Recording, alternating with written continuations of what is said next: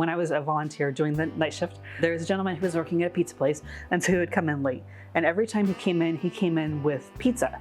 And it's way after dinner, right? I mean, it's like midnight. Everybody's already eaten. Most everyone's in bed, but he's coming in with pizza. I realized about halfway through the week when we've got pizzas that are stacking up that he was bringing it because it's what he could offer. He didn't have anything else to offer, and he would be in a tent otherwise, and he was trying to give something back.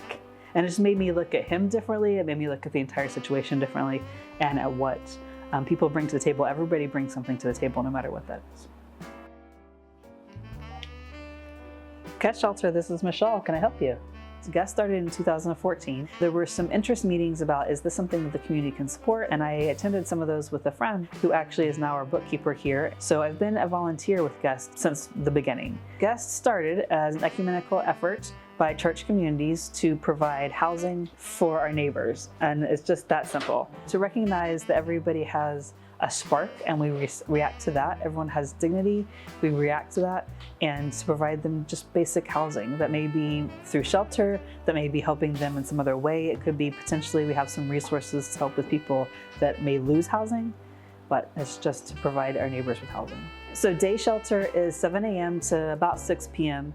And during that time, people can come in and they can get a shower, they can do laundry, they can work with our case managers who are going to help them to work through the complexities of maybe applying for Social Security or getting SNAP benefits or finding work if that's what they're looking for, or housing. And then also we have warm meals that are served 3 days a week. They can just come in and get a meal. And then our night shelter, we go from about 6:30 p.m. to about 7 a.m. is going to be at a location, either a church or a community building.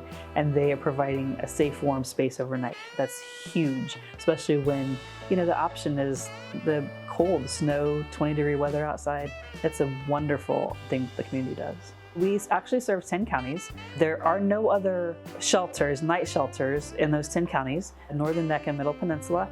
And so we have quite a large reach in that regard, people that may be coming in. So when they're here at the day shelter, there's going to be a lot of activity going on. There's lots of people here. We have sign-up lists for things like the shower, the laundry. For the night shift, they're at the church, so there are going to be people that will be serving that meal. Every night there's a hot meal. There's going to be people that are checking in, just making sure that clients are familiar with the territory, they've got what they need. There's going to be people who are doing fire watch, and that's that 11 to 5 shift, and they're just there in case there's an emergency. And then there's somebody who's going to come in to help them get off in the morning, because we do have transportation that comes here and takes them there, and the transportation that goes there and takes them here.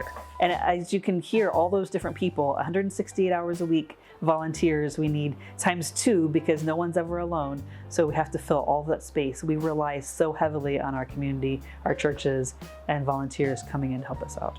The people that we serve are people that cannot find this particular resource anywhere else. And for a lot of them, they realize that. Last year, we served 74 people, and I would say at any given time during night shelter, we're probably keeping tabs on 15 to 20 people. And we've started some things this year, like for instance, Jubilee Churches. Jubilee Churches is a coalition of churches that has decided that they're going to take on homelessness in our community, and more specifically in keeping people in their homes so they don't become homeless. And so we have a significant number of people that are coming in that way. They may not show up in our shelter, but we're still impacting them.